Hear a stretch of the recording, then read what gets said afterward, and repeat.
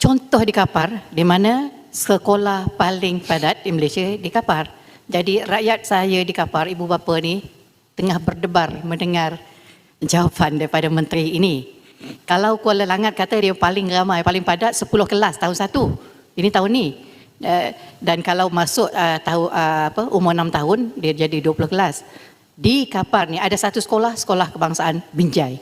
15 kelas tahun 1. So bagaimana, dan saya nak tahu kepastiannya seperti yang disebutkan oleh Putrajaya tadi kan. Kalau daripada 15 ni, kalau nak tambah 6 tahun tu, berapa kelas agaknya sekolah kebangsaan Sungai Binjai ni yang akan menerima tahun 1, dan di mana kelasnya, berapa gurunya, what is the process? So kalau saya tangkap tadi, this idea is, saya peribadi tak ada masalah sebab saya umur 5 tahun masuk tahun 1, so I got no problem. I'm talking about my rakyat. So sejauh mana persiapan? It's not, itu saya sebut tadi satu sekolah je, belum lagi sekolah kebangsaan Rantau Panjang dan sebagainya.